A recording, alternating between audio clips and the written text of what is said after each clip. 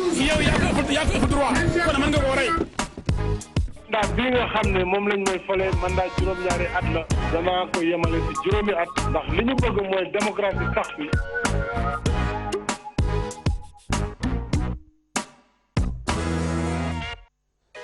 TFM mbokk yi ànd ak ñun ci télévision Futurs Médias ñu ngi leen di nuyu ñu ngi am mbégte dellu si ak yéen ci seen émission Faram Facce ñu koy amal àllarba bu jot ci waxtu bi la ñu koy def ñu am mbégte nag dellu si ci ak yéen muy émission boo xam ni dinañ leen di fàttali rek li nga xam ni moom moo ko tax a jóg mooy waxtaanee lépp loo xam ni actualité la ñu faram fàcce ko woo ñoo xam ni jàpp nañu ne seen xam-xam dina ci mën a gindi askan wi ñu waxtaanee ko ak ñoom loolu mooy li nga xam ni moo sabab émission bi nekk en direct ci télévision Futurs Médias ci àllarba bu jot ci waxtu bi tey nag ñu am ci mbégte di ci recevoir ay naataango yoo xam ni ay taskatu xibaar lañu ñu jàpp ni ci li ñu fas yéene waxtaanee ci tolluwaay réew mi dinañ ci mën a gindi ñi nga xam ni ñooy askan wi ci ñooñ dañ ci njëkkee ak doyen Thierno Talla di taskatu xibaar jiite woon yéenekaay bu mag boobu di L'As tey nag mu nekk ci site bu mag bi itam di Tout Info ñu ngi lay nuyu doyen Thierno Talla. maa ngi lay fay di nuyu Abdoulaye Cissé.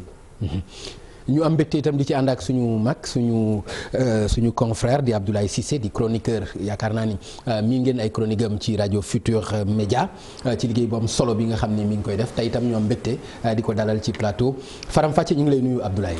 ngañ maa ngi am mbégte wuy si la fas yéene waxtaanee comme ni nga ko waxee lépp loo xam ne soxal na Sénégal am plaisir bu mag. partager plateau bi ak Thierno nga xam ne jar na fàttali. ci ñi sanc kër gi. la bokk ndax fàttali nga L'As tout à fait dañuy fàttali ni jiite woon na journal bi l'Observateur ci jamono yi nga xam ne RFM ci boppam ñu ngi koy sanc 2003 ba tey ji yàlla def mu nekk ci leneen plaisir la partager ko ak moom ak yow tamit wuyu si la d'accord ba tey mu nekk multimillionnaire Thierno Talla gis naa yéenekaay bi di l'Observateur wax ko mais bëggoon naa xam parce que damay faral di dégg ñuy wax naan presse du dundal ñi nga xam ni ñoo ciy liggéey mais naka la journaliste bi mën a nekkee un multimillionnaire. jërëjëf Pape Ngagne bon loolu indil na ma malentendu bu rëy ñàkk xam li ma bëggoon wax man duma mës a bàkku ci àddina parce que yaakaar naa lépp lu nit am ci àddina yàlla moo tax du effort am noonu ñu ko titré woon titre bi dafa des parce que si biir sax dama ne man ñaanuma yàlla nekk milliardaire parce que daf ma soril yàlla dafay wàññi sama diine mais yaakaar naa ni ki jaay sa journal bu def 14 ans bokk si journal yu ñuy gën a jënd yu ñuy gën a liir war nga mu nekk millionnaire soo ko jaayee as tuut war nga am lu mot 2 millions parce que suñu déggee multimillionnaire rek dañuy foog ne que waa ji dafa am ay 100 millions denc ko banque te multimillionnaire en bon français ñaar la tàmbale lu mu bon soo amee oto dina jar 2 millions yàlla suturaal na ma am naa kër donc foofu laa doon waxee mais du pour bàkku pour wane ni aw ma kii man yàlla dimbali na ma ba du ma mus a denc ay millions yu bëri parce que lu ma am samay mbokk samay xarit laa koy séddoo laa koy bokk. d'accord ñaanuma yàlla di am ay millions da nga bëgg wax daal doo multimillionnaire mais yaa ngi sant yàlla daal. sama patrimoine. waaw parce que patrimoine bi laa bëggoon wax. d'accord mais du xaalis bi nga xam ne dama ko denc. di ko seetaan ñaanuma yàlla am ay millions di ko denc banque te dimbali ma si samay waajur. wala samay xarit. voilà merci beaucoup Abdoulaye xam naa ni am nga ci commentaire ci grand bi mi ngi daw ni du millionnaire. daw bu njëkk sax dama bëgg woon tooñ xam naa déclaré wul woon ci soxna si ni denc na ay millions yu bari moo tax mu mais en matière de titraille moom si connaît. xam nga bu lire journal bi. ne bëggeewu ma ko woon waxee nii procès bu ñuy def média yi la lu bari. mais moom mi xam na ci dara. xëy na ci jaar-jaaram. du benn du ñaar boo xam ne def na interview titraay yu mel noonu voilà nit ne ko waxewu ma ko woon nii mais loolu mooy jeu bi journal bi aussi xëy na juumul seppi na dara ci li mu wax teg ko mais loolu yëpp dañuy jàpp ni jeu bi moo demee noonu maintenant ci laaj bi ndax liggéey journaliste nit dina ci tedd waaw kay te gis nga waruñu di ko sax nëbb wala muy doon gàcce parce que nit aussi looy liggéey am nga sañ-sañ ne ñaan naa yàlla mu barkeel gis nga dafa am nit ñi ni ñuy taxawee tey dem nañu ba ci médias yi journalistes yi gis ni waruñu toll rek ci liggéeyal nit muy tedd di jël ñoom ñu continuer nekk ay employés. dem na ba ci këru liggéeykaay yu mag yi dañuy créer lu mel ni que société des journalistes. nit ñi ñu dugg ci capital bi. bu ñu créé wu am ci dara ñu dugg ci capital bi. gis nga loolu doxalinu àdduna moo demee noonu. tout à fait te luy law la. faw mu yegsi. yegseegul nag fii mais faw mu yegsi. donc nit ñi war nañuy bàyyi xel loolu. mën nañu koy jëfee mais vraiment di liggéey di ci tedd jarula nëbb. voilà maintenant. nekkagul millionnaire mais ñu ngi koy ñaanal mu denc ci lu bari. d'accord Thierno ci loolu laay desaat ba tey jàpp nga ni métier bi mën na dundal ñi ci ba def leen millionnaire ou plus même. waaw c'est-à-dire liggéey bi su jaaroon yoon entreprise de presse yi waroon nañu naat. dama jël exemple Futur Média. xam ne macha allah rajo bi ak télé bi ñu ngi leen di déglu di leen seetaan bu baax a baax. entreprise bi donc war na naat ñi si liggéey aussi. war nañu ñoom aussi defaru bu baax a baax. parce que ñoom ñoo ko liggéey. war na aussi yeneen entreprise de presse yi aussi am naataange surtout. bon les entreprises publiques ak yeneen yu nga xam ne bëgg nañ leen mais malheureusement. ak situation bi nu mu demee léegi entreprise de presse yu bëri surtout ñuy yëngu ci wàllu papier dañuy am ay jafe-jafe. sànq maa ngi liir sax ne am na benn quotidien bu nga xam ne ñi fay liggéey toog nañ ay ñetti weer juróomi weer fayuñ leen. am nañ nekk si beneen télé tamit am gàllankoor yu mel noonu defe naa jot na entreprise de presse yi ak seen syndicat SEDEPS SYNPICS surtout ñu toog dajaloo waxtaan seet nu ñuy saafara mbir mi waxtaan si aussi ak nguur gi seet nu ñuy suqalee entreprise de presse yi pour naataange bi yokku pour koom bi yokku ñi si liggéey ak entreprise yi am xaalis ñi si liggéey aussi naat parce que loolu mooy yoon. d'accord loolu mooy may presse bi doole mais tant que amuñu doole ci wàllu koom-koom dina des suñu liberté dina des suñu liggéey dina gàllankoor. loolu waxtaan la bu mën a jur sax faram-fàccee spécial parce que jàpp nañu ne jafe-jafe yi xëy na code de la presse bi nga xam ne ñi ngi koy xaar bu jàppandi woon xëy na mu régler lu bëri ci affaire yooyu mais jombul xëy na dinañ am occasion buñ ko mën a yaatale ma des ak Thierno pour ubbi li nga xam ne moom mooy waxtaan bi mu aju nag ci semaine bu ñu génn mu nekk semaine bu politico-religieux. parce que c'est vrai que mënuma wax religieux que politico-religieux laa mën wax. ci sama français xëy na yéen di ngeen ma parce que li tax moom mooy religion bi dafa dominant dafa jiitu politique bi ci loolu moo tax ma wax politico-religieux. alors Thierno ci semaine boobu nga xam ni génn nañu ko ci bis bu am solo boobu nga xam ni yema woon ak 27. ci septembre mu nekk bis boo xam ni ci Masalikul Jinaan la ñu doon ubbi mu nekk xew-xew bu mag ci wàllu diine ban jàngat nga ci def. waaw man defe naa événement bi am bi war nañ si sant yàlla sant ci Serigne Touba sëñ Mountaga Mbacké. sant ci président Macky Sall ak président Abdoulaye Wade. parce que su lii amee waa Touba ñoo tax. ak këru diine yëpp. parce que gis nañ fa sëñ Pape Malick Sy mu représenté këru diine yëpp. président Ablaye Wade nangu ñëw toog ak Macky Sall bi ñuy ñibbi ñu ànd. def naa loolu mosu fi am. dañ siy sant yàlla parce que génnee nañu si fitna. ay at ak ñi ñu ngi naan nañu bàyyi Khalifa Sall nañu bàyyi kii nañu bàyyi Karim mu ñëwaat loolu def naa su amee. te ñëpp bëgg a jàmm def naa dañ si war a sant yàlla di ñaan mu law si domaine yëpp si école bi partout mu ñaan mu law aussi si yeneen acteurs yi donc vraiment sant yàlla parce que Sénégal dëkku diine la nit ñi mën nañ bañ a bokk même parti politique mën nañ bañ a sax def politique bañ a nekk APR wala PDS wala PS mais diine ji moom kenn mënul naatable ni Sénégal dëkku jullit la muy musulman ak chrétien. D'accord. On a 95% de musulmans te fii islam bi c'est un islam confrérique maanaam tarixa yi ñoo ko téye ñoo ko ŋànk munoo fi def dara te àndoog Touba ak Tiwaawan ak ñeneen Njaasaan Medina Ba et cetera. D'accord. donc c'est quelque chose d'important te am nañu kilifa diine yi aussi dañ leen déggal suñ joxee moo dor ndigal nit ñi dañ leen di topp. Tout à fait.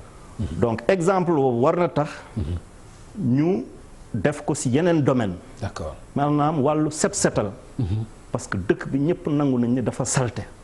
nan lañ mën a méngaloo. salte ci. non wàllu dëkk bi ci lan. mbedd yi. d'accord ok.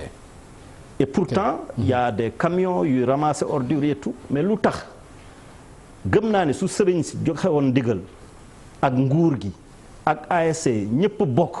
dëkk bi mën na set te sax dina gën a salte parce que dégg naa ci communiqué boo xam ne ñi nekk ci mbalit bi. nee nañ dinañ téye seen loxo wàcce mbalit bi ci mbedd mi pour mën a dellu si waat pour mën a li nga wax moo tax ma aborder loolu ak yow. mais dinaa si ñëwaat mais Abdoulaye dama bëgg sa commentaire ci li nga xam ni moo xew ci Masalikul Jinaan ñu jàpp ni ndam la boo xam ni daanaka l'islam am na ko ndam la boo xam ni dañuy wax ni Cheikh Ahmadou Bamba Khadim Rasoul am na ko ci digganteem ak ay noonam ba mu nekk loo xam ni waxoon na ko itam ban gis-gis nga am ci bisub ñaar fukki fan ak juróom-ñaar boobu ci Satumbar. waaw ñu njëkk a séparer. politique bi. ak religion. tout à fait loolu laa jiital d'ailleurs. c'est important. c'est vrai que ñaari événement ñaar yi mujj nañoo jaxasoo. mais nag 27 septembre bi. wooteeb diine la woon. wooteeb Serigne Touba la woon te dafa am loo xam ne man bëggoon naa Sénégal. ñu assumer suñu modèle bi nga xam ne. moom la ñu am moomal ko suñu bopp te xëy na adduna bi yëpp nawee ñu ko xam nga lu tax. ñun tey mun nañoo d'accord ñun ñëpp ne on a un être supérieur boo xam ne féete na kaw ñëpp souvent dañu doon yaakaar ni président de la république la au-dessus de tout. mais tey mun nañoo jàpp ni réew mi am na un être supérieur bu ma nee c'est de façon impersonnelle. mais ci kilifa diine yëpp la. xalif généraux yëpp li ma bëgg a wax mooy am na ñoo xamante ni. féete nañu kaw ñëpp. bu ñu waxee mun nañ leen a nangul mun nañ leen a déggal. te loolu lu tax mu wax ni war nañu assumer modèle boobu damay fàttali. te mu nekk modèle bu baax aussi wax dëgg yàlla. ci cohésion moo tax ñu war ko ndamoo. nangul ko suñu bopp assumer ko. moo tax ma ne ñu assumer ko. xam nga. loo assumé wul rek mooy. dëgg la. ni ko wéykat bi doon waxee li nga nekk. ni nga nekkoon ba mel nii xam nga sama wolof bi. xaw na kii ni nga nekkoon. ba mel nii bu ko bàyyi. voilà donc ñun loolu waruñu koo teggi. xam nga lu tax am na réew yoo xam boo jëlee ci ñoom misaal Japon pour ne pas aller loin. enfin pour aller loin mais. aller loin voilà Japon oui. Japon. dañuy am loo xamante ni roi boo xamante ni nii c'est-à-dire du melewu ci ay affaire le quotidien mais daf leen féete kaw ñoom ñëpp di dalal nag bu ñu demee ba jàq la ñuy wëlbatiku lu mu wax loolu la amul sax werante c'est-à-dire ñun tey lu tax waruñoo mën a nangu ni am na loo xamante ni bu ko réew mi tolloo ñooñu nga xam ne ci ñoom la ñuy wëlbatiku lu ñu wax noonu la ñu nangul leen ko bañu ma ci ba dem ñu constitutionnaliser ko parce que lu war a mën a nekk la ces êtres supérieurs là ñi nga xam ne ñoo ñu féete kaw te lu ñu wax mën nañoo jàpp ni bu ma arrangé wul sax ci bésu tey bi li gën la parce que xëy na moo ma ëpp xalaatam moo ma gën a sori foofu lay waxee moo tax ma ne loolu choix la bu ñu war a assumer nangu ni ñooñu njëriñ lañu ci réew mi maintenant nag boo dellusee ci politique bi xam nga foofu lay doonee problème parce que bu ñu leen di woo ba woo leen ci loo xam ne nii da leen di wàccloo seen ànd te bu boobaa bu kilifa gi nga xam ne naw nañu ko bu wàccee ci kujjewu péete bu ci wàccee rek mu doy waar moo tax ma ne réew yi nga xam ne war nañu roy ci ñoom te ñu am un être supérieur doo dégg par exemple roi Japon bi mu wax ci kujje politique bi diw ak diw wala yooyu da koy moytu ci ay problème yu mel ni ki loo xamante ne ni problème d'intérêt national la comme li Thierno Talla wax léegi ñu ne réew mi kat bu ñu ci jógul c'est-à-dire kenn dootu fu mën a dund salte bi moom ëpp na ëpp goo xamante ni foog am ko ci wax te xam nga président de la République woote na ci salte bi kenn wuyu ko woote na wooteeti na mooy bi muy wax zéro déchet non loolu sax clean day non genre bàkk yooyu sax man vraiment gëw ma ko zéro déchet amul sax Kigali bi nga xam ne ñun léegi dafa mel ni moo ñu yéem amul zéro déchet c'est pas vrai yooyu slogan la yoo xamante ni li day yàq sax plan communication bi ngay teg parce que mënul la nekk mais kenn gëmu ko sax d'accord ok donc moo tax ma ne kilifa yooyu war nañoo mën a dimbali ci loo xamante ni ñëpp jàpp nañu ni lii kat moo fi sës te njariñ réew mi moo ci ne. bu boobaa soxla nañu leen mais faw que ñu assumer ko ba pare. ba mën nañoo dem ba ci juristes yi mën nañ ci réfléchir nu ñuy constitutionnaliser statut wu ñooñu ñu ngi constitutionnaliser statut chef de l'opposition am déet. statut wu chef religieux yi parce que dafa am ñoo xamante ni doon nañu lutter fan yii ne dañuy taxawal kuréel goo xam nday aar moomeelu kilifa diine yi. mais waruñu ko doxalee noonu parce que ñooñu sañuñu ci. défendre kilifa diine yi parce que cër bi ñu ci am moom la ñu ci am ñoom tamit. mais bu ñu demee ba bokk ci constitutionnaliser ko juriste yi ma gën a yey nag. pour xool ñu koy defee. mais lu mën a nekk la. politique bi ci laxasu nag alaaji. léegi dinaa ci ñëw. nga baal ma dinaa ñëw ci loolu Abdoulaye. mais damay des ak doyen Thierno Talla man bi ngay ñëw sax dama gis benn livre boo xam ni Masalikul Jinaan lañ ci bind dama gisatul nga yor ko léegi nii. mu ngi fi Masalikul lan la ci pourquoi nga jël ko ak yow tey bi ngay ñëw. téere bi jënd naa ko ça fait am na juróomi weer. parce que man lu nekk laay je suis de parent je suis tidiane. mais lépp lu jëm si diine bi rek man bëgg naa si gëstu. ok donc loolu moo taxoon ma jënd ko. mu nekk la voie du paradis. voilà yoonu Masalikul Jinaan yoon bi jëm ci aljana itinéraire du paradis voilà mu ngi siy wax ni. que nañu bàyyi di ŋaññ wirdi ak confrérie yi ak tarixa yi. mu ne wirdi yëpp baax nañu muy wirdi xaadar di wirdi tijaan. moom la Serigne Touba wax ci Masalikul Jinaan foofu. lépp ci yoonu yàlla la ñuy yóbbu. donc loolu je crois que baax na si taalibe yëpp xam ko xam ne ñëpp benn lañu. te ñoom sax soo seetloo murid yi ak tijaan yi ñoo bokk benn maam Maram Mbàkke. donc xaajaloo warul am seen biir. li leen boole moo ëpp solo te mu ngi si joxe yeneen leçon aussi yu nga xam ne.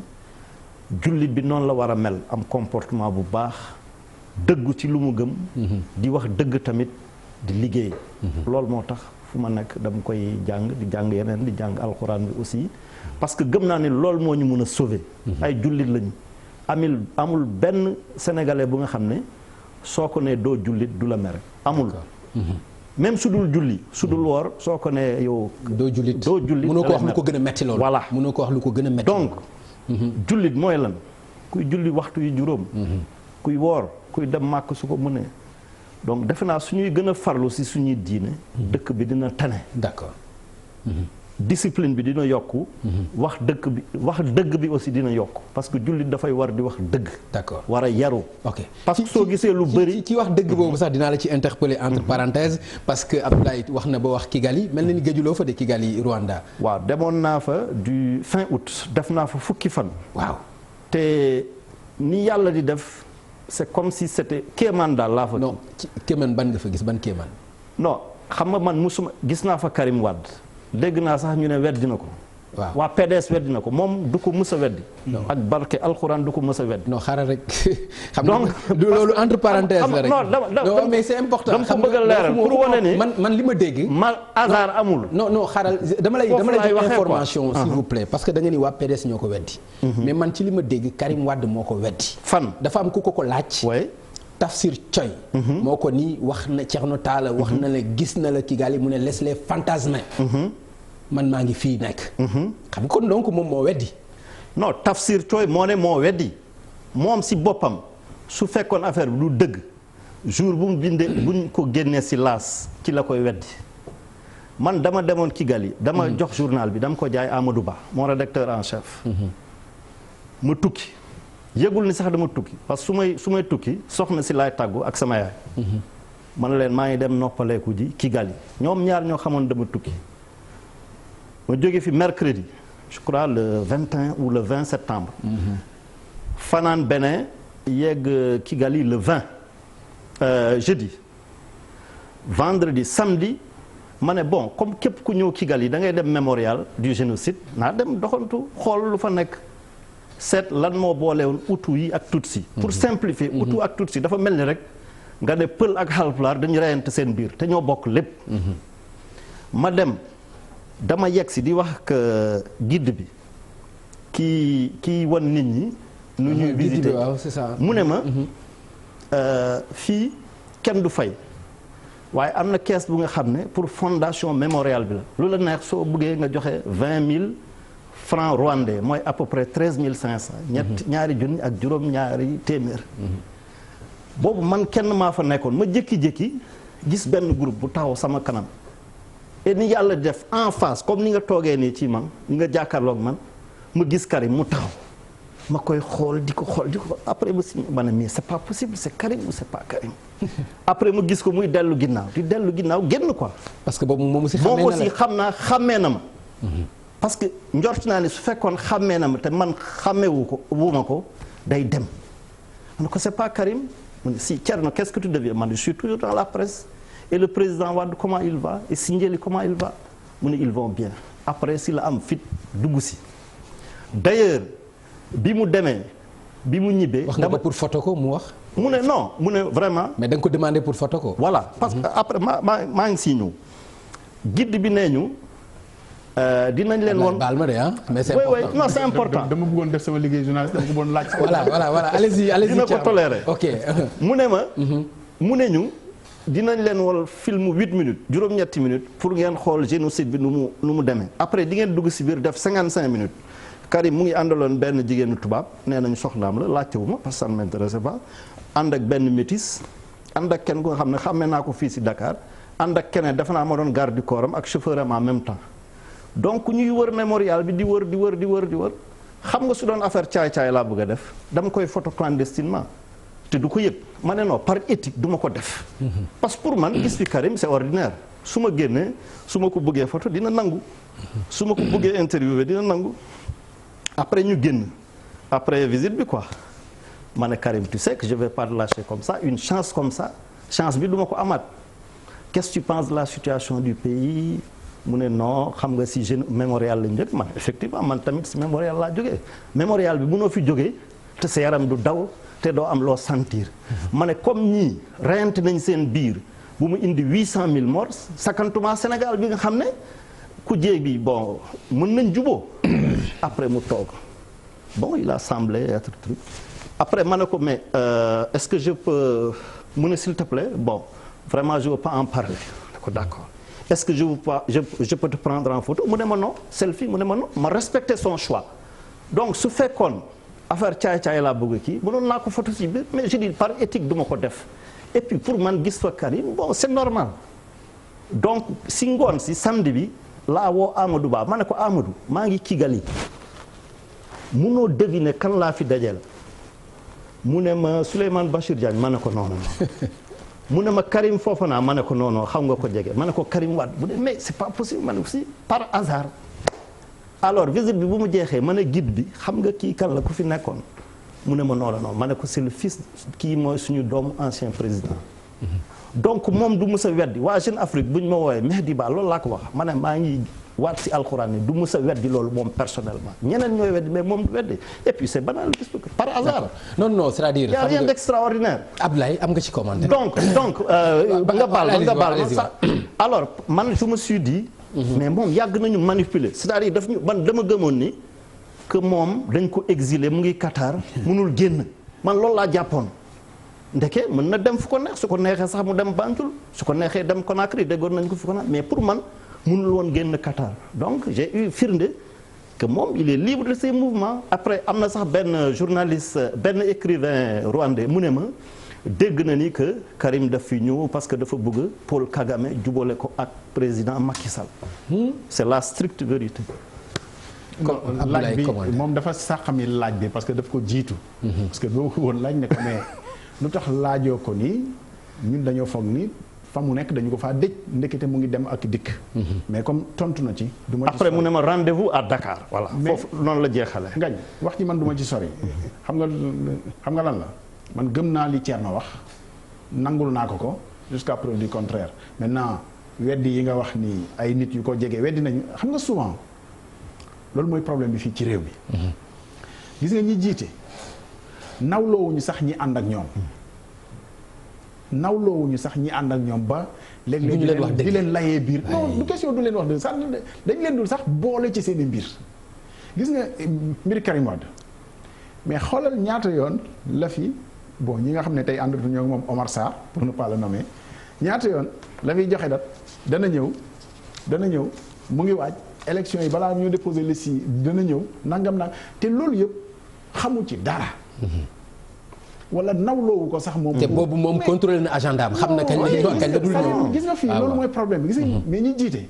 nawloowuñu sax ñi nga xam ne ñoo ànd ak ñoom ba di leen layee biir yenn mbir yi bu ma jëlee beneen exemple pour balaa ñoo sori ci débat bi kujje politique yi le camp présidentiel amul kenn ba fi mu toll nii ku la mën a expliquer précisément lu tax président de la République supprimer poste premier ministre à part li ci président wax ni damaa bëgg affaire yi gën a efficace mais yaakaar nga ni réforme bu toll ni réforme bu toll noonu dañu koy def rek parce que dañoo bëgg président nekk interface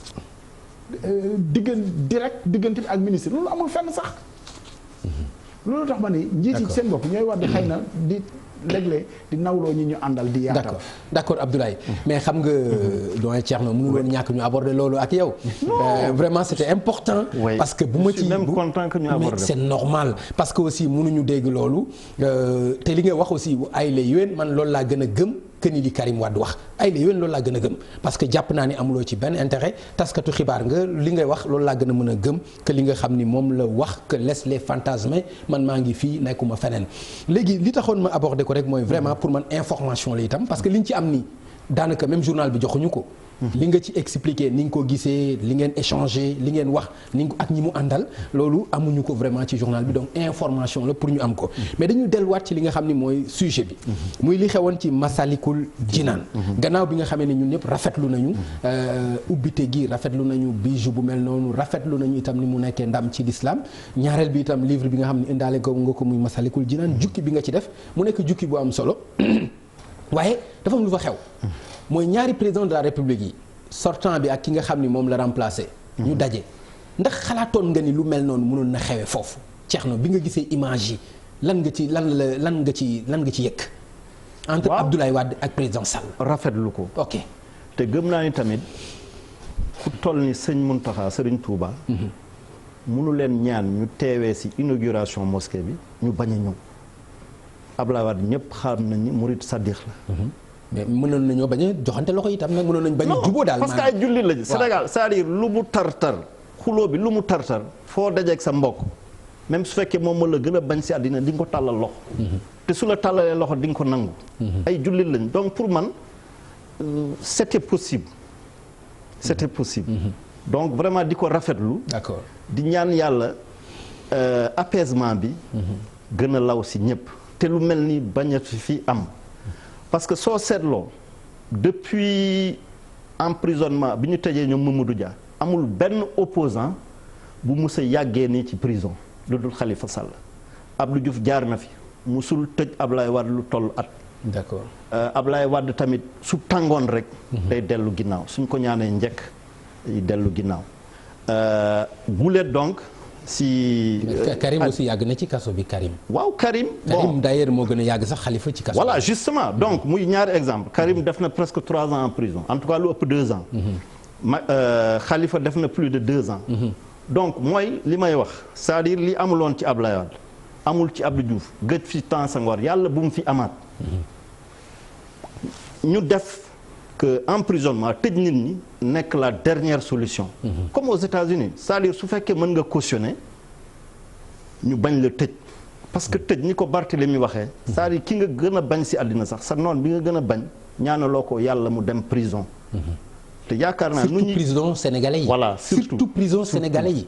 surtout prison Sénégal c'est-à-dire prison yëpp bon na mais bu Sénégal gën a bon. moo ci yées moo ci yées voilà. te yaakaar naa président yàgg nañ ko ñaan njëkk. te mënoon na ko bàyyi bu yàgg. donc tension boobu man maa ngi sant yàlla bu mu jeexee. te ragal bugguma tamit ñu génne Khalifa reporté ko ci Ousmane Sonko. ah bon muy beneen combat non parce que suba assemblée il dinañ dajawaat bon on ne sait jamais. donc vraiment apaisement bi yàlla na law. d'accord yàlla na jëm kanam. d'accord Thierno dinaa ñëwaat ci loolu parce que am na lu mu wax loo xam ne bëgg naa ñu dellu si ci mais Abdoulaye li xew foofu dama ci indi ci ñaari baat lan nga fa gis retrouvailles réconciliation lan la ci pour yow. xam nga vraiment ci xalaat bu gàtt. njortoon nañu ni daañu daje. parce que histoire moo leen boole histoire bi mooy président Wade moo tàmbali sancu jumaa ji. moo joxe terrain bi xëy na def na ci lu kenn deful ci bi mu fiy nekk. te ñëpp nangul ko. yoonu muritam donc yàlla bàyyi ko fi ak at yi mu am mu fekkee ko vraiment gëwuma woon ni moom mën na faa ñàkk a teew. président de la république rek vraiment ci bés bu mel nii ñu ne Sénégal yëpp a fa teew mënul woon donc vraiment ci suñu analyse bu gàtt gëmoon nañu ni daañu daje. ci yan anam nag desoon na looloo desoon kumpa. looloo umpoon ci yan anam ak ndax dañuy def comme ku nekk def gisuma la. ndax mënoon na nekk. mais li ma laaj grand ci retrouvailles ñaari baat la yu ma la wax te man pour man retrouvailles mën na am te réconciliation mënta am réconciliation moo mën a am retrouvailles am mais benn retrouvailles mënoon na am te réconciliation lan nga gis ni moom moo ci am yow. non xam nga dafa am lu may jiital. waaw li may jiital mooy gis nga li tax li yëpp am. damay tontu sa laaj mi dafa am lu ma jiital bugguma ñu jàpp ni xalif bi sëriñ Muntaxa ñaan na leen rek dogoo nañu ci def nañu ko jeex na. gëwuma loolu. lan nga gëm xam nga lu tax. te damay ragal sax ñoom ñi nga xam ne ci kujje politique la nekk nañu fexe ba kersa bu mu dox seen diggante ak sëriñ bi. c'est-à-dire ñoom dañoo nekk ci jeu. ñoom ñaar dañoo nekk ci jeu c'est-à-dire bu ñu naxante. ñun kenn du dox suñu xel. ñoom ñaar ci jeu la ñu nekk président Wade ak président Macky Sall. ci jeu la ñu nekk. mais président Macky Sall Serigne Sidi. Mokhtar Mbacké. yàlla na la yàlla yokk leeram amiin moom. ci lu nëbbu ak ci lu feeñ. dox na ci. Abdou Aziz Sy Al Amine. dox na ci lu nëbbu ak ci lu feeñ. président Wade président Macky Sall mayu leen njëkk. c'est-à-dire mën nañoo jàpp ni tey tombé la mu may leen njëkk parce que la mu. tombé mooy contexte. non tombé ak contexte mooy contexte mooy contexte. ok parce que la mu mbébatoon. ci biir Khalifa Sall sotti na ba pare. parce que vraiment bëgguma fii tey parce que def nga ko defati ko fi du ñu revenir ci débat bi ndax procès politique la am déet. xam nga loolu tey yëkkatiwuñu. parce que loolu féete na ginnaaw mais gëm naa ni am na lu ko laloon mais comme tey loolu yëpp féete na boor. bu ñu ko yootee lenge gi da koy jël. donc woote sëriñ bi lu baax la mais dafa tombé président Macky Sall mën ko koo nangul te ñu ngi koy rafetlu. mais ñoom nañu fexe ba bu kersa dox seen diggante ak sëriñ bi. d'accord c'est-à-dire bu ñu utiliser taxawaayu sëriñ bi ba lañ ci séentu wala li ci Sénégalais yëpp gis bañ a am parce que ñoom dañu nekk ci jeu. d'accord Thierno. man dafa am loo xam ni doon naa ko bëgg a gis mooy bi ma gisee présence su Abdoulaye Wade Macky Sall bu Abdou Diouf. mi ngi macha allah mi ngi dund mi ngi ci li ñu am ci nouvelle ak yooyu yëpp. loolu pourquoi ñu ignorer ko te présence boobu itam nekkoon présence boo xam ni mënoon na gën a rafetal mënoon na gën a taaral loolu ndax yaakaar nga ni lu mënoon nekk la. pour inviter Abdou waaw non teewaayam présence am ci loolu ñu gis Masalikul Jinaan.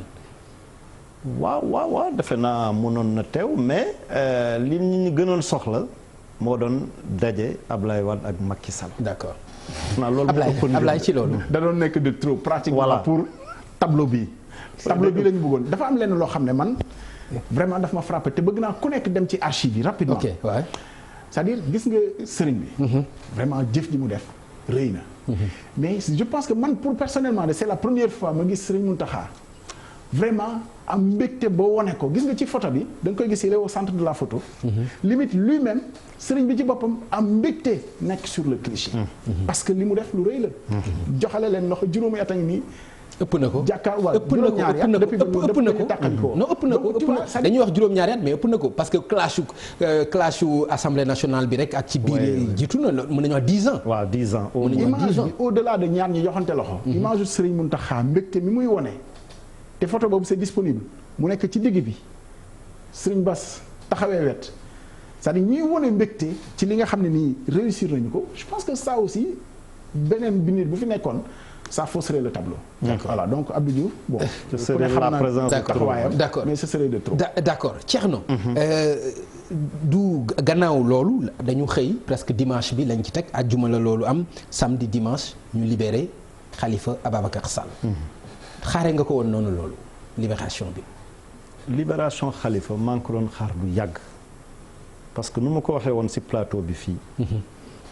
def naa koo tëj rek toroxal nga ko surtout mu nekk sa opposant def na fa presque ñetti at en tout cas ñaari at ak genn wàll te yàgg nañ ñaan président njëkk ñu ne ko yaay xalifa mag la maara déetaale kenn ñaanu ko yàlla si quelque chose s'était passé lu mu def wala su daroon daloon Ablaye Wade mu ñuy def donc di sant yàlla di ñaan daal man maa ngi ñaan ñu yu mel ni gëj fi parce que le combat politique mën nañ ko régler autrement à la loyale sans bañ a tëj nit ki sans bañ ko toroxal defe naa démocratie sénégalaise yegg na foofu maintenant Khalifa ak Mbaye Touré ak Yaya Bodian gracier nañ leen defe naa pour Khalifa li des mooy ñu yeggale njéggal bi moom ak Karim maanaam ñu amnistie la defaat tout à terre. yow loolu mooy sa xalaat. waaw loolu la parce que am na ñu gis ni loolu dafay yomb nag vraiment à chaque fois politique yi ci seen coow ak seen ay détails fan lay mujj ci effacer tout. non xam nga lu ma gëm. waaw c'est-à-dire mu mel ni comme vérité ak réconciliation Afrique du Sud ñu toog waxante dëgg parce que defe naa si scène politique bi jafe na ku nga xam ne dénk nañ la mairie wala ministère. te nga set si à 100%. tout à fait jafe na. donc presque ñoom ñëpp a yem. nañ waxante dëgg ñu ne lu xewoon passé na nañ ko suul te maintenant ñu tàmbaliwaat ci base yu bees. d'accord Macky Sall c'est son dernier mandat 2024. mu fexe ba képp ku bëgg a bokk élection 2024 muy Karim muy Khalifa muy keneen mu jaar yoon waa APR et tout mu dem si jàmm nekk Sénégal. Ablaye amnistie man vraiment damaa gisul. Je suis désolé d'aller à l'encontre de Thierno man gisuma lu fi jar ñu war a pencoo. maanaam toog waxtaanee waat gëw ma ni réew mi toll na booy xalaat Afrique du Sud. Rwanda Gambie bu mu jiwul bii mais ñooñu fi ñu jaar ñaanuma yàlla Sénégal xaw ko sax jege. parce que fii nag kenn deewu fi. bu ma ne kenn deewu fi mooy reyante wuñu si mbedd mi.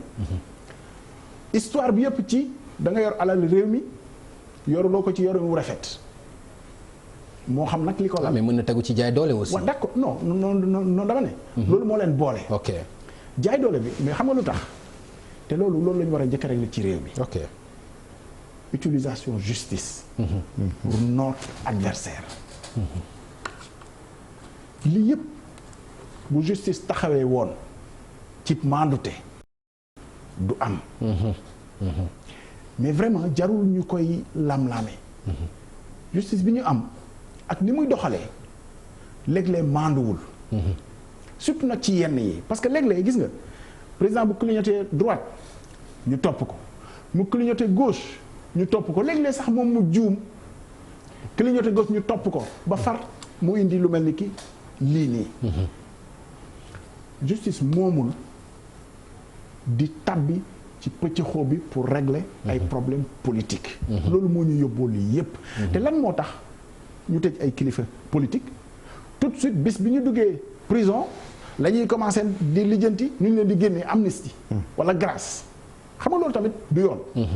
parce que nag président ci bi mu jëwul bi rek libéré na fi gracié na fi plus de 500 personnes.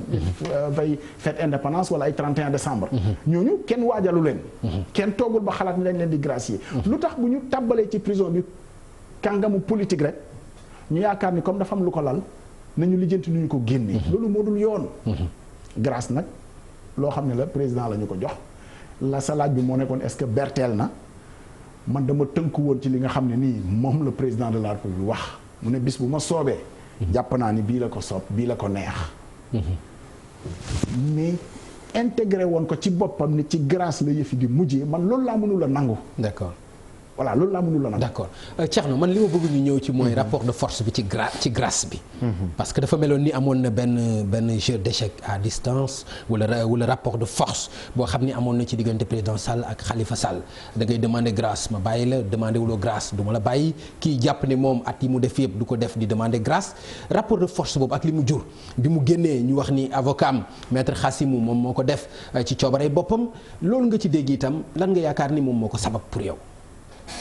Bon, on est en politique, c'est normal que ñuy ku nekk di jéem am un rapport de force plus favorable mais li ma si jàngat mooy que Khalifa il n'a pas demandé la grâce. nu mu ko waxee aussi ak li ma si xam mooy que emprisonnement am dund na ko dans la dignité. musul salit. Maintenant maître Khassim Touré il est dans son rôle il est avocat de Mbaye Touré. son frère. voilà son frère. te gëm naa ne le xalif sëñ Muntaxa mënul woon ñibbi Touba te bàyyiwuñ Mbaye Touré.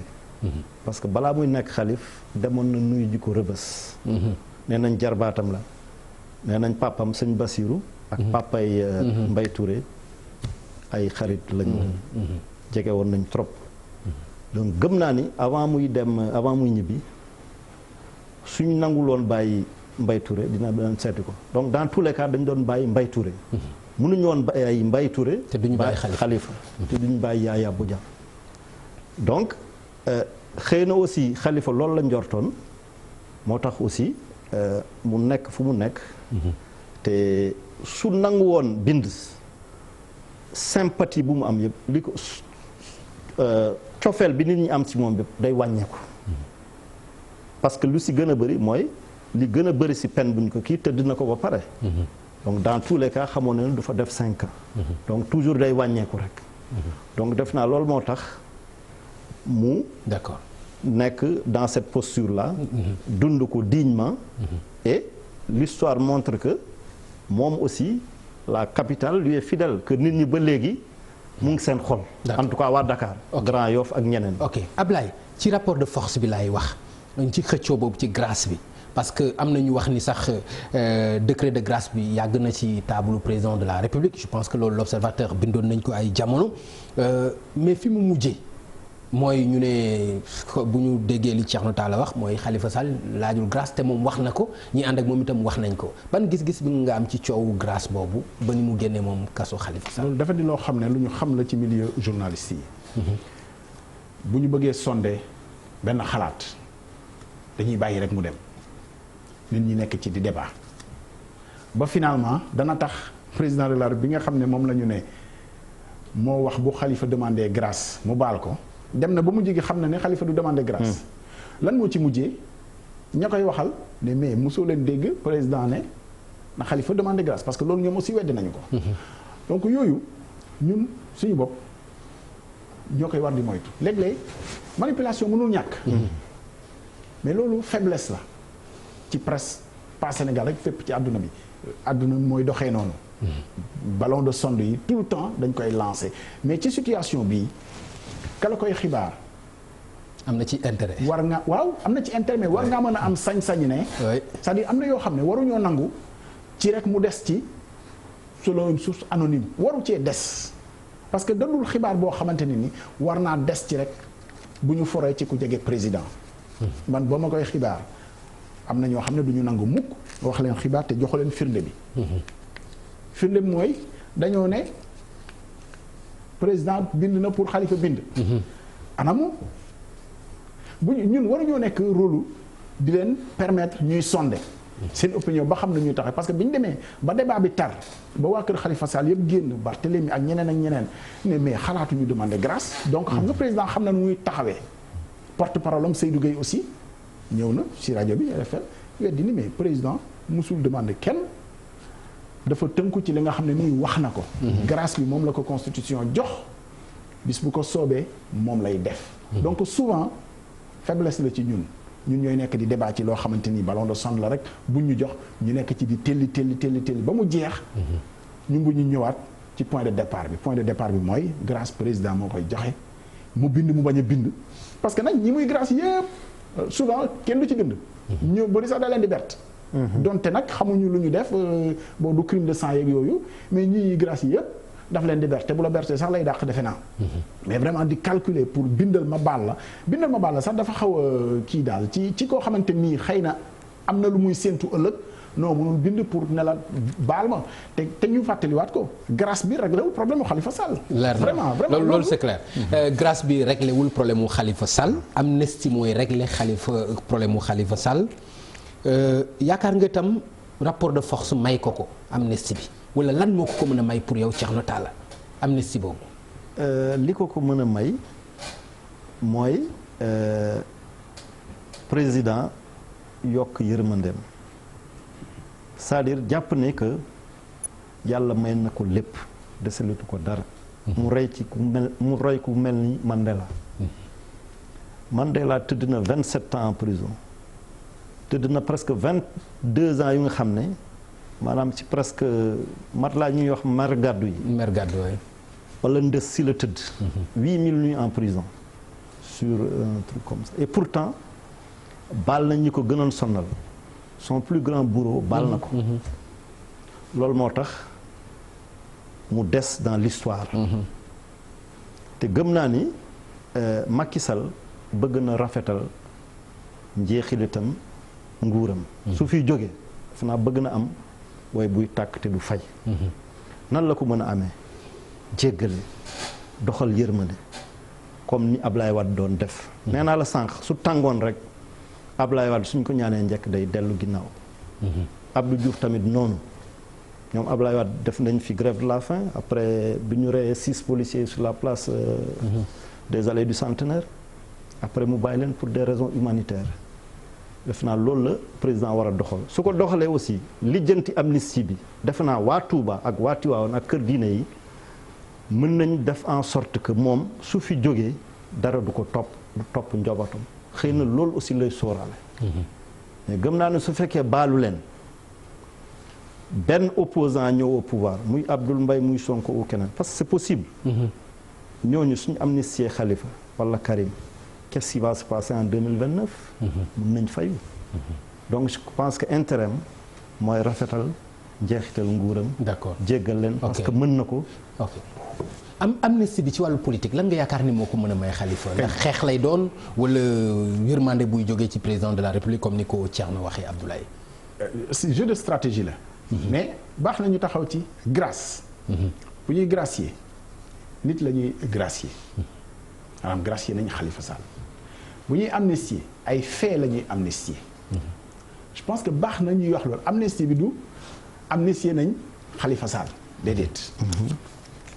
du amnistier nañ Karim Wade. gracier nañ Khalifa Sall dinañ ko wax gracier nañ Karim Wade léegi boo ñëwee nag ci fait yi. li ci nar a tey xel te loolu moo nekk loolu la ñuy lijjanti fi mu toll nii. ne nañu amnistie ay faits de crime économique. ak yeneen ak yeneen. léegi ngañ loolu nag laa bëgg ñu taxaw ci ñu ne lan moo nekk ci biir. yan crime et fait économique ban date ba ban date la ñuy amnistier.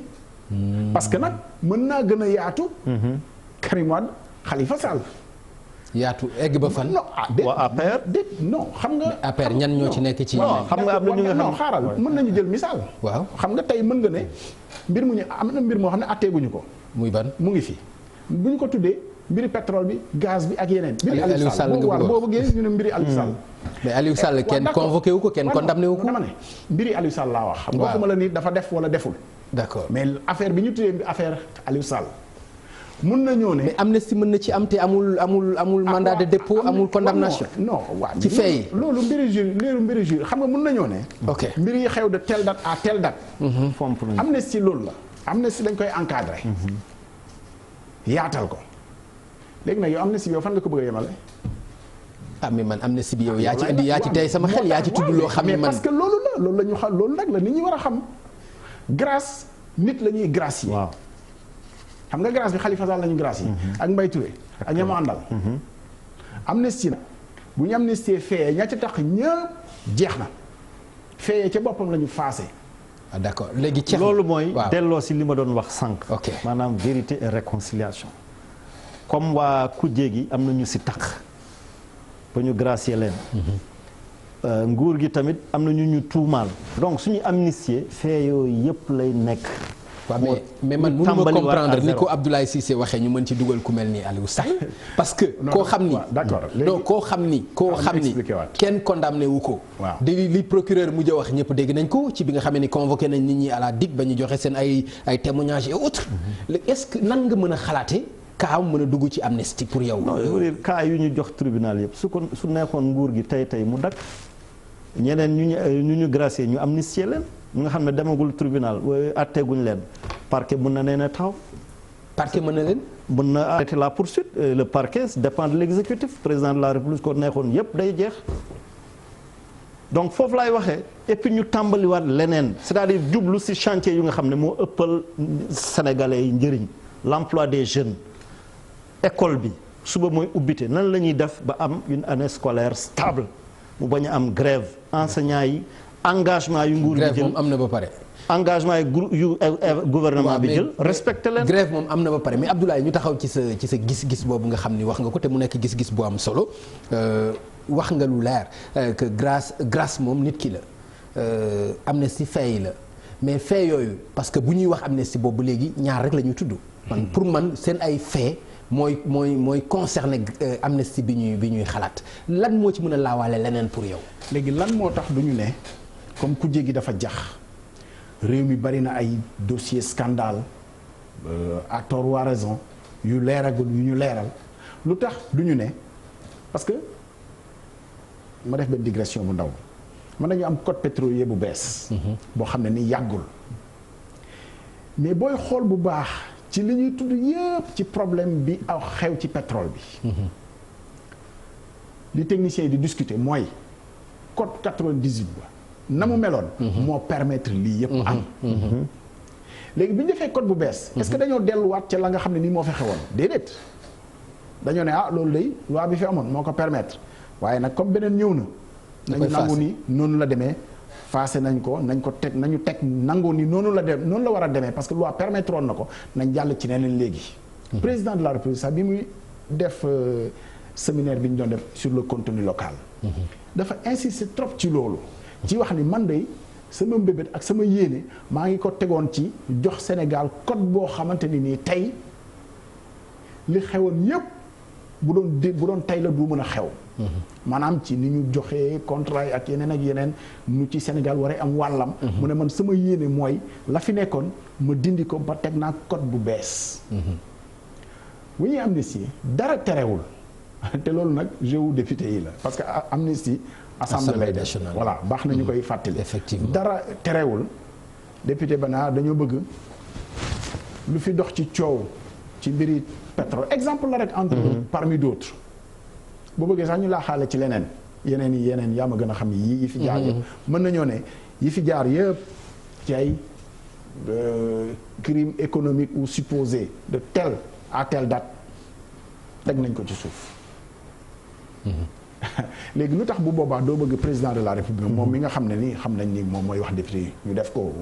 bu ñu nax kenn voilà député yi vraiment ñooy jóg nga xaaral ñu def ko bu leen ko waxul ñu ko def loolu moo fi ba voilà lu tax doo gëm ni ñoom kon danañu fexe kat yenn yi nga xam ne mën na leen a sonal ñu duggalaale ko ci biir mu doon benn ñu ne dëkk bi nañu yéeneente jàmm nañu teg lépp ci suuf te jàll ci leneen d'accord loolu dina yomb Thierno man je pense ci mbiru Khalifa yomb ci mbiru Karim mais jafe ci mbiru Aliou Sall parce que pétrole la te daf ci laaxaale Angleterre laaxaale ci feneen ak feneen mën na mucc Sénégal mais ndax yaakaar nga ni mën na mucc bitim réew.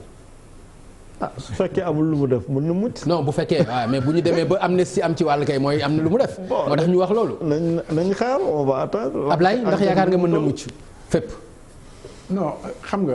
bu fekkente ni jëf am na ba amnistie am ci wàll. non li xew fii dëggu fii. du dëggu bitim réew. ok vraiment loolu moom baax na ñu koy wax. c'est important. mais nag mën na koo yoonal maanaam mën na koo dëgëral. c'est-à-dire bu ñu demee aussi ba ne xam nga tey vraiment am na loo xamante ne xew na Afrique du Sud. ba ñu demee ba def seen vérité et réconciliation.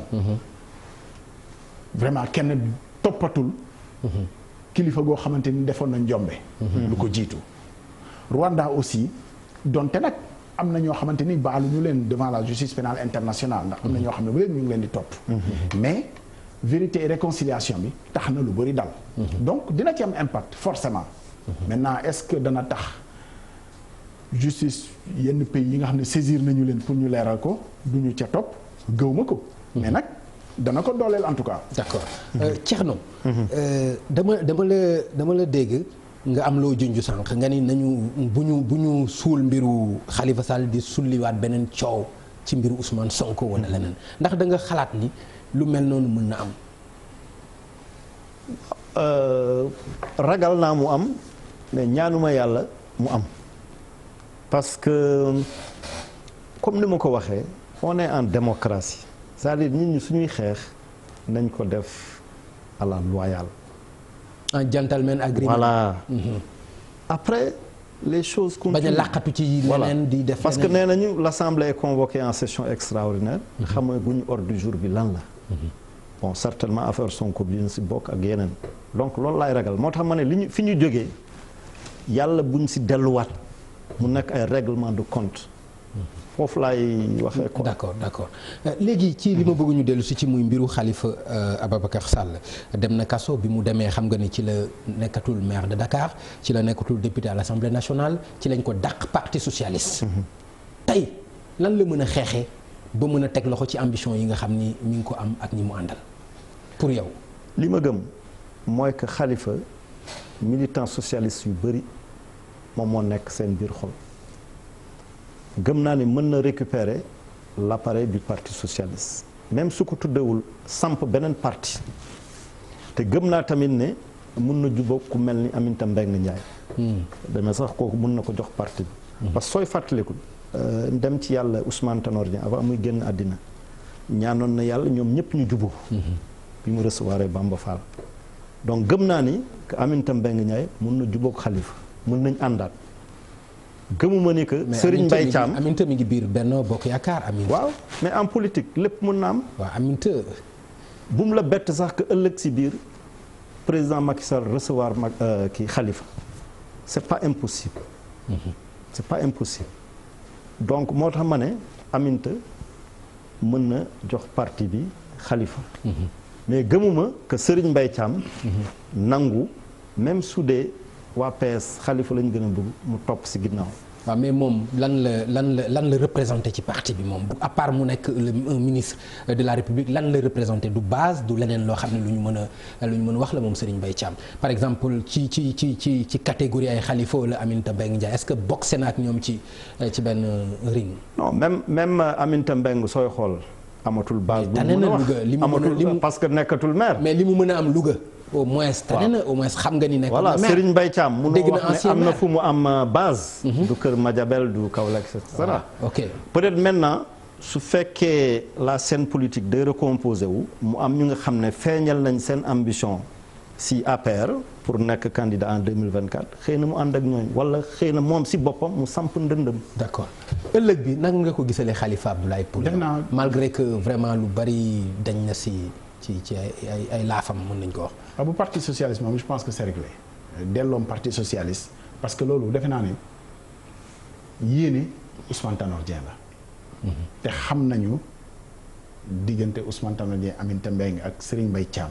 non mais boo ma waxee delloo parti socialiste daf may jaaxal. parti socialiste mi ngi ci biir Benno Bokk Yaakaar Khalifa nekkul ci biir Benno Bokk comment. attention il n'est pas dit que Khalifa day dugg parti social pour génne parti social Benno Bokk Yaakaar.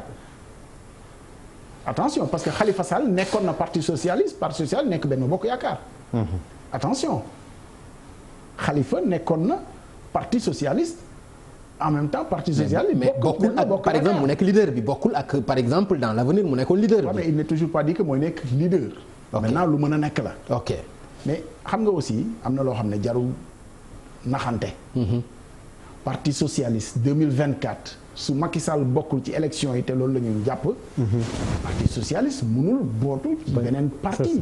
c'est-à-dire mën nañu dem wut seen candidat après deuxième tour ñu xool nu ñuy def. ba léegi ñu am un cadre plus large.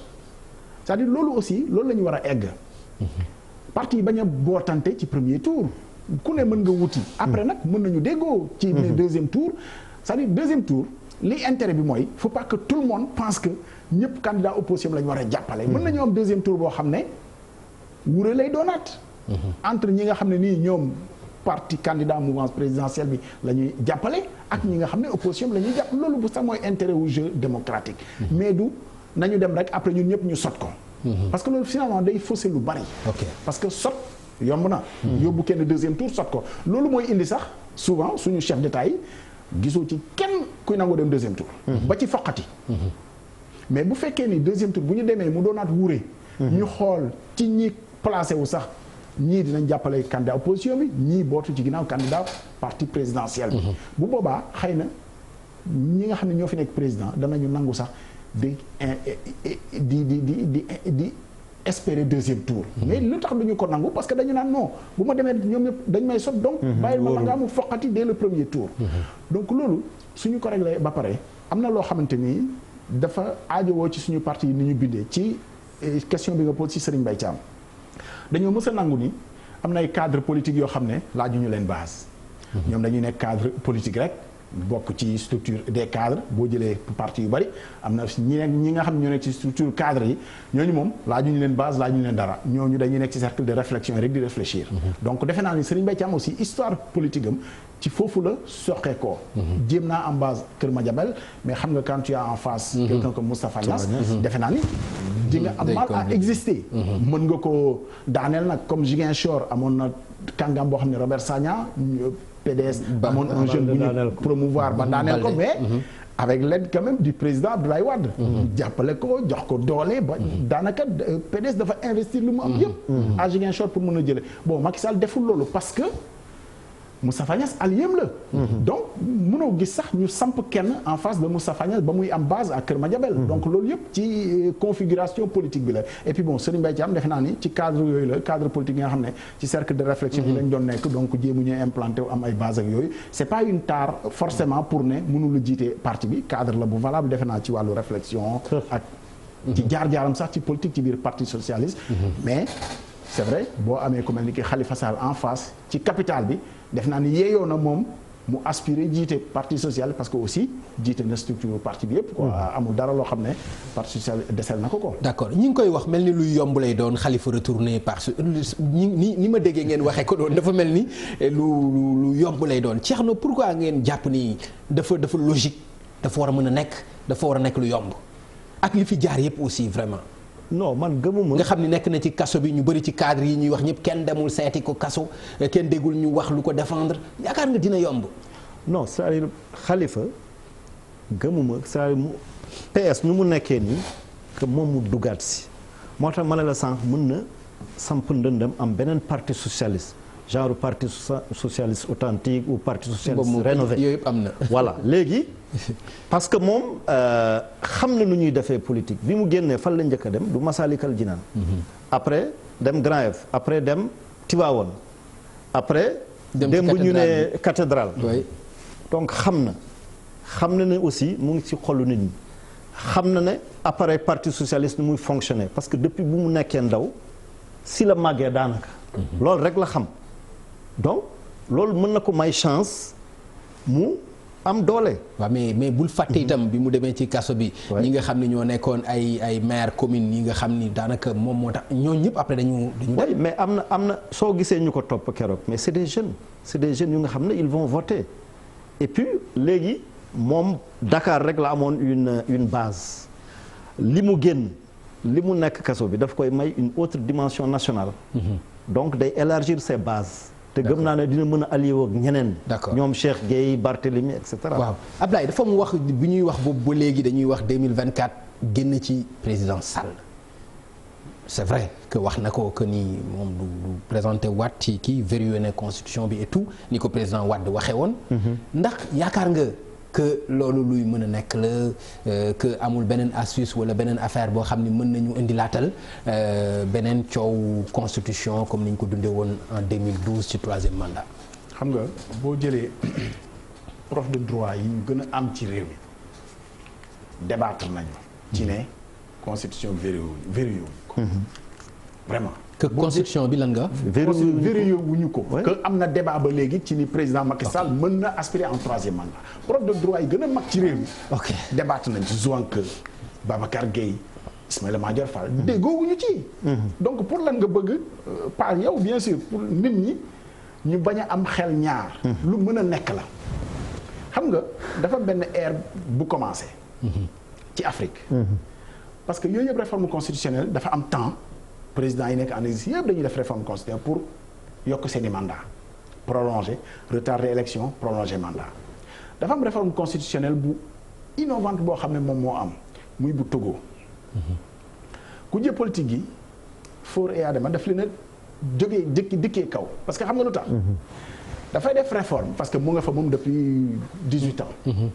dafay def réforme constitutionnelle def loo xam ne xëy na ñun moom la ñu deful maanaam lijjanti ko ba mu ferme dafa ne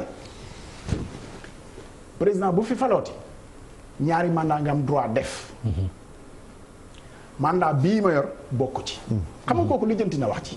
dafa ne mandat bii may yeggale bokku ci léegi nag am naa droit wuti yeneen ñaar.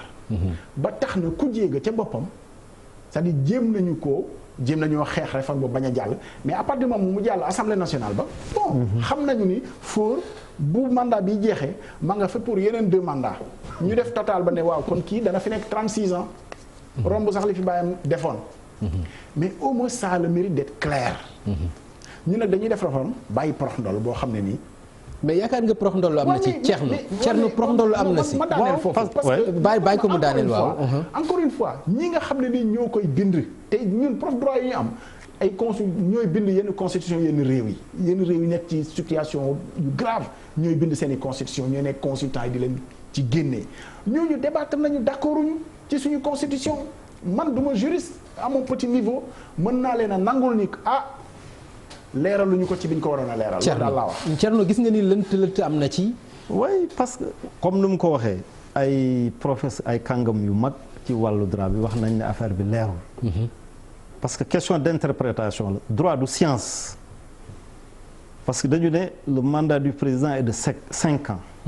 Nul ne peut faire plus de 2 mandats consécutifs. mais nul nga wax de. oui est-ce que 7 ans yi si la bokk wala bokk si loolu pourquoi mu président su fekk pourquoi mënu ko leeral benn yoon. mais mu jeex 7 ans yi mandat la. mais on dit un président élu pour 5 ans le mandat du président est de 5 ans qu'est-ce qui prouve que 7 ans yi si la bokk. mais parce que 7 ans yi mandat la. waaw mais d'accord mais dañu ne. mais parce que 7 ans yi jeex na nul ne peut faire plus de 2 mandats consécutifs. waaw nul et le mandat c'est 5 ans. donc c'est loolu yëpp pour soppi ko mais nañ ko leeral. mais moom leeral na ko par exemple bu dee ci problème. non ci wax esprit wu lettre yi. xam nga ci wax la ko leeral article bi ngay wax. parce que lettre bi man pour man leer na ci esprit bi moom moo ñu ko gën a leeralal moom ci boppam moom mi ne verrouillé naa ko mënuma am sañ-sañu def 2e mandat. xam nga wax na ko wax na ko. donc mais nañ ko tëng. ah mais loolu laa ko mën a nangu. tënku ci kaddu. waxuma kaddu président. ay la yéen loolu politique. non attends ay la yéen xam nga moom waxoon na fi day wàññi mandat am. waaw loolu de dëgg la moom. jaare ko 7 ans 5 ans. wax dëgg yàlla te defu ko. defu ko déedéet. léegi nee na dina respecter kii bi c'est quoi la preuve na ko bind ñu tënk ko mu jeex maintenant le danger mooy que gis nga nguur kenn du ko ñëdd. def na fi il va faire 12 ans. il a fait de bonnes choses na xam ne que la population elle est très jeune. pas de bonnes choses rek aussi. du bonnes choses non j'ai dit il a fait de bonnes choses. def na lu baax. waxuma lépp a baax. def na leneen itam non moo tax ma ne def na lu baax. te na jàpp ni li nar a xew li ñuy ruumandaat Guinée wala Côte d'Ivoire. loolu sénégalais yi duñ ko nangu. duñ ko mus a nangu. et je crois que xalaat naa ni war na mën a xalaat ni que war na mën a am woy buy tàkk te du fay. c'est-à-dire qu'il termine en beauté. munoo fexe ba sa chantier yëpp nga yeggali. mais dégg nga ko ci ay entourage am. mu wax ñu teer seen ay ambition. pour yow lu tax lu war mën a tax loolu. pour mu bëgg ñi nga xam ne ñoo nekk ak moo ñoom ñu bañ a yëkkati ay ambition wala loolu. mais loolu boo tax ma ne la pour leeral mbir mi na ko bind nañu bind ne que 7 ans bi si la bokk. que bii c'est son dernier mandat bu mu yem ci wax kese yépp leer maintenant ku bëgg samp sa ndënd nga jege ko wala jege woo ko tu es libre les gens ils sont libres d'avoir des ambitions. man je ne crois pas que quelqu'un comme Aly Ngouille Ndiaye comme Amadou Ba comme Abdoulaye Daouda Diallo Mimi Touré Boun Abdallah Dionne mais c'est légitime ñu am ambition waruñ leen ko xañ et forcément moom su bokkul ñooñu dañuy bokk léegi na def en sorte que ñëpp yem si ñu amnistie ñoom Karim ñoom Khalifa et puis ñëpp bokk ku jege ñu seet ko bu Sénégalais yi àndal. yow bu ne na ngeen teer seeni ambition yow déggoo ci ni teer leen parce que pareegu ma xam nga mën na nekk xam nga mën nañ ci déggee loolu. dal leen parce que li ngeen di tëñax nii yaakaar ni pare naa pareegu mën nañ ko ci dégg mën nañ ci dégg leneen aussi mais dama ne. bu wax ji jotee. daañu ko wax mais tey mën na nekk en débat. maintenant boo ma laajee sur l'analyse politique est-ce que c'est opportun mu jéem a wut mandat boobu am déet ma ne la xaru la. jéem a yuut waaw boo déggee mën a xaru la mooy saax-saaxee liggéeyam lay doon. parce que effectivement gëm naa ni loolu dana jafe mu mën a nekk ci mim réew. ah mais askan bi ñoo koy joxe jàmbaar askan wi laa gëm askan bi aussi yow yoroo sa xalaat nga am rek mais li justement si moom sama xalaat moom waaw loolu laa lay wax nii mais askan wi aussi bàyyi leen xel askan wi laa yaakaar ni bu leen ku jege ne gën leen ñu xeex ko ñu toog kenn xeexuñu ko itam dafay déroulé loolu waaw xam nga loolu souvent li tax ñemewuñ koo def sax ci constitution bi ñemewu koo def parce que am na ci xalaat ci réticence su askan wi gëm naa loolu man parce que aussi loo gis jaar-jaar la am nañu histoire am na loo xam ne ni ku ndëbin rey sa maam boo gis daw te gëm naa ni réew mi am na loo xam ne c'est encore très frais ci bopp nit ñi voilà ci bëgg a dem ba ñeddu nguur c'est encore très frais ci bopp nit ñi te nag effectivement am na ñoo xamante ni aussi ñu ànd ak président Wade président Macky Sall ñoo xam ne ni gëm naa ni jàpp nañ ni gunge nañ la nag ñun tamit war nañoo mën a taxaw wala yow tey war nañoo mën a gunge arbitrage boobu nag moo nar a yàq fin wu mandat parce que arbitrage bu jafe la arbitre ci diggante ñi mu lim rek ak ñeneen ak ñeneen duñ ko mus a nangu duñ mus a nangu mu def 3e mandat même ñi nekk ci entourage am c'est sûr je ne pense pas que une Mimi Touré nangu ko muy ak ñeneen ak ñeneen dana jafe pas possible et puis la jeunesse du ko nangu la population dañ koy fàtte elle est très jeune et puis population bi la jeunesse là ñuy jàng ñuy étudier mais amuñ liggéey comment et puis soo xoolee mbedd yi Parcelles Pikine partout ces jeunes là qu'est-ce qu'il faut en faire dinañ nangu continuer comme ça wax nga que 2024 suñu amee liggéey nag fu ñu amee liggéey mais bu ñu defee ay programme yu leen jox liggéey nag non parce que li nga wax nii bu amee solution laa wax non problème mu jeunes yi amuñu liggéey bu fekkee am na solution pour le moment dama ne li ma constaté li ma seetlu ma Pikine ga ma dëkk ak Guédiawaye ak feneen li may gis man tiital na ma ak ñuy génn université nee nañu at bu jot 100 000 xale ñooy wut liggéey te wóor na la yow 100 000 xale yooyu joxuñu leen liggéey te day yokku d'accord ok xale yooyu est-ce que dinañ nanguwaat loolu duñ ko nangu ok Abdoulaye ci li ñuy jeexale rek mooy après Massalikul Jinaan bi ak président Abdoulaye Wade dañu gis moom ay actes yu mu posé ci partem notamment ci jëm ci ñoom Omar Sarr nga xam ni ñoom ñoo ko représenté woon ci FNR mu yóbbu fa ñoom Doudou Wade ak ki nga xam ni mooy Bara Gaye actes yooyu mu posé ndax gis nga ci ne dafay wane ni ba tey mi ngi ci kujje gi taxaw pour xeex wala dafa taxaw aussi pour xeex ak ñooñu nga xam ni ñoom ñoo am benn taxawaay bi ci PDS lan nga gisee acte boobu. mais tontu bi rek mooy. Abdoulaye Wade mooy secrétaire général du Parti démocratique sénégalais ba léegi. ok bu ñu koy fàtte. moom mooy secrétaire général bi ba fi mu toll nii. musul joxe lenge yi. dénk ko kenn moo ko yoral boppam. te ba fi mu toll nii moo ko yor. maintenant ci ñooñu nga xam ne jóg nañu pour xeex ak moom ba ne dañuy dem ci wàllu yoon. xam nga aussi dafa am loo xam ne vraiment ci bopp Sénégalais yi jafe na pour dugal ko ci. maa ngi fàttali sànq presse bi amul date bu leen Omar Sarr joxul.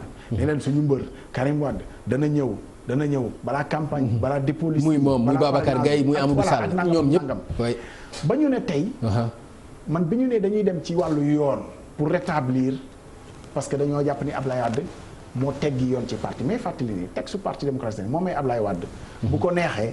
mu nommé ku ko neex comité directeur. sañ na suba muy dem comité directeur xam ni mag yow ñoo fa nekk ñoo war a voté te dinañ ko néewal doole mu yokk ci Thierno Talla ci comité directeur bi. pour mu yokkal ko voix mu mën a am li mu bëgg.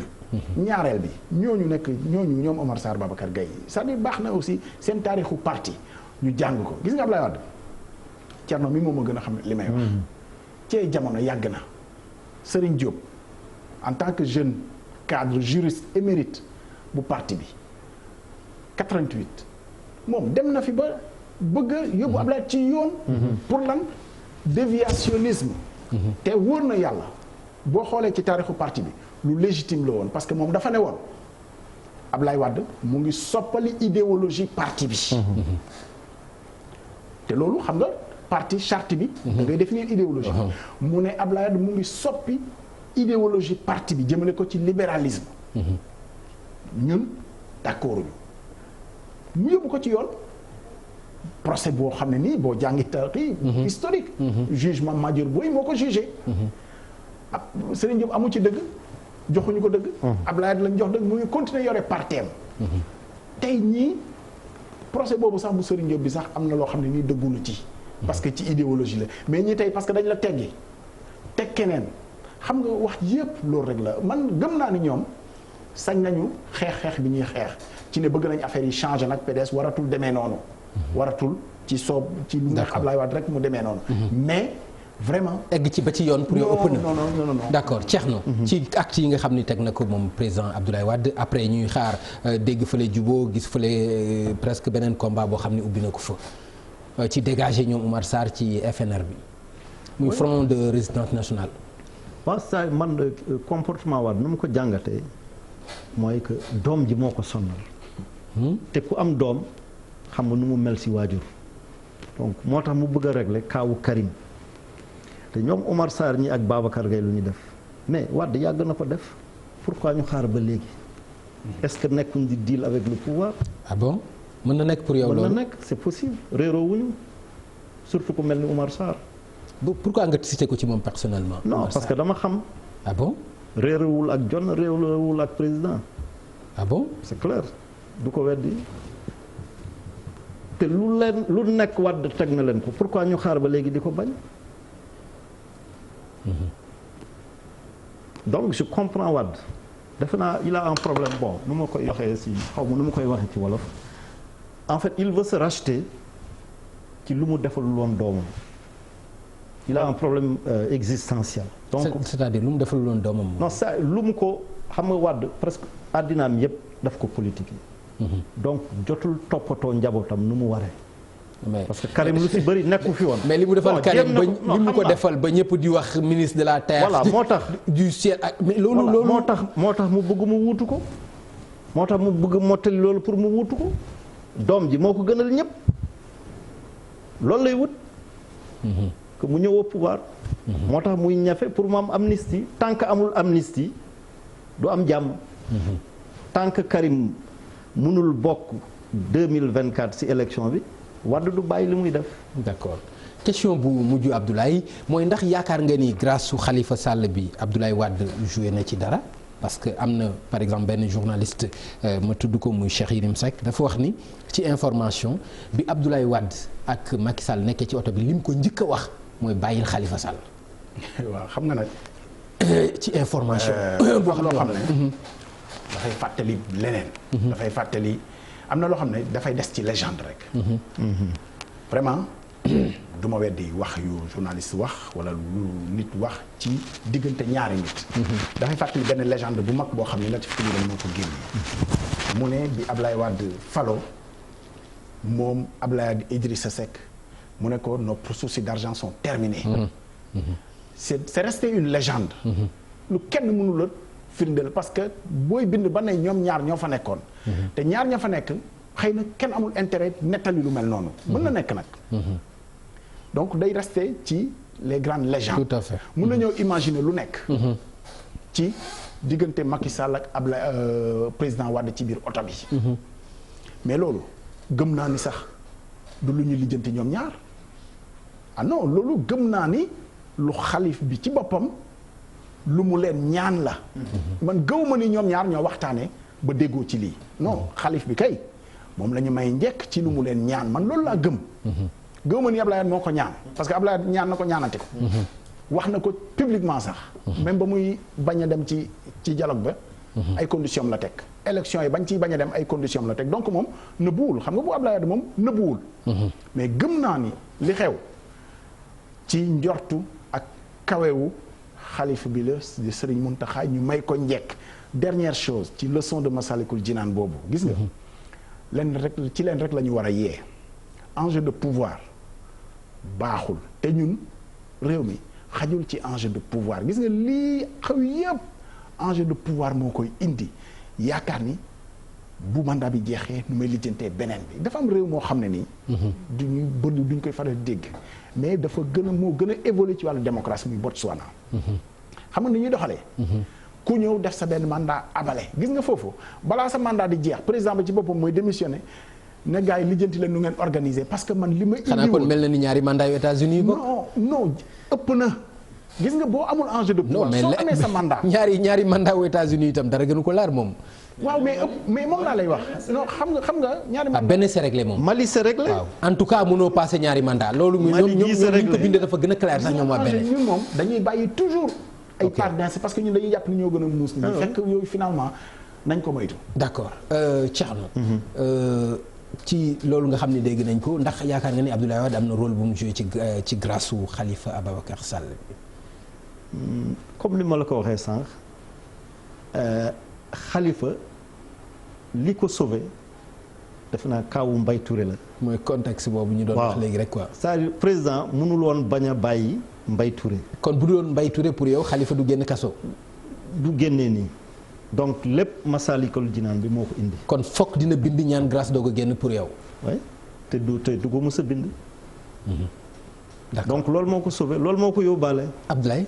foofu nag laay waxee nii. fi mu tàmbalee woon. ci ñu nangu ni on a des êtres supérieurs. foofu laa du nangoo ñu leen di convoquer parce que ñun waruñoo wàccee suñu kilifa yi nga xam ne naw nañu leen teg leen ci kaw. bu ñu leen di dugal ci suñuy mbiri àddina yi.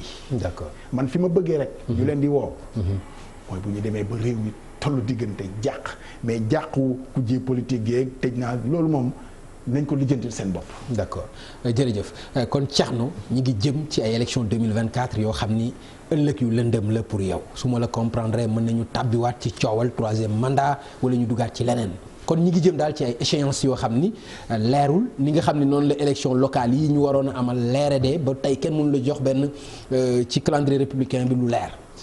donc kenn moo ko mën a leeral mooy président Macky Sall na ko leeral jàmm ne ñooy bugguma jeexal te rendre ma hommage Amath Dansokho ku baax dem na. yàlla na ko yàlla xaree àjjana. amiin parce que fekk ma fi woon. dëgg la merci beaucoup Abdoulaye yow lan ngay yokk ci Doudou Issa Niass parce que xam nga lu tax Doudou Issa Niass qui est resté fidèle à Tanor ba bu muy sàngu. waaw en plus qui a fait les grandes heures du parti socialiste c'est jamono boo xam ne politique xadar la woon c'est-à-dire am fit. mais du woon comme tey saaganteeg yooyu non c'est-à-dire am fit bu ma tuddee Doudou Issa Niass day fàttaliku ay maire yoo xam ne ay maire foo nekk Grand Dakar mbakk yu fay bi nga xam ne ñu ngi ko gën a xam tey parce que ci yoonu murid bi la nekk mais ñooñu seeni temps en tant que maire de Grand Dakar Doudou Issa Niass maire de Biscuiterie yi soo amul fit sax kujje doo fa taxaw ci kujje politique donc aussi mérite la président Wade ñëw ak PDS ba récupérer yenn mairie ak yooyu ba échiquier politique bi demee ni mu demee tey mais ñooñu ay figure lañ yoo xamante ne nii am nañu jaar-jaar am nañu taarix quand même ci politique. jërëjëf Abdoulaye Cissé jërëjëf Thierno Talla ma am mbégte wax dëgg yàlla ci émission bi nga xam ne ànd nañu ko te xalaat naa ni ñi nga xam ne ñoo doon seetaan itam mbégte boobu partagé nañu ko ak man ci waxtaan bu yaatu question yoo xam ni jàpp nañu ne li nga xam ne moom mooy tontu yi ci li ngeen mën yëpp vraiment def ngeen ko à cœur ouvert ma di leen di gërëm bu baax ci seen disponibilité mbokk yi mu nekkoon seen émission Faram Facce ak télévision Futur Média ñu leen di jox rendez-vous incha allah àllarba bële di ñëw bu ci yàlla ndey jërë ngeen jëf. bii nga xam ne moom lañ may falee mandat juróom-ñaari at la danaa ko yemale ci juróomi at ndax li ñu bëgg mooy démocratie sax bi.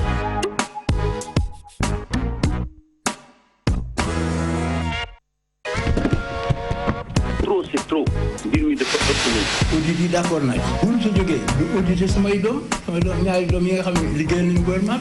procédure la respecté dañ ma song ma dóor ay coups de sommation. mooy ki la bëgg a rey yow yaa ko ëpp droit kon mën nga koo rey. ndax bii nga xam ne moom lañ may falee mandat juróom-ñaari at la danaa ko yemale ci juróomi at ndax li ñu bëgg mooy démocratie sax bi.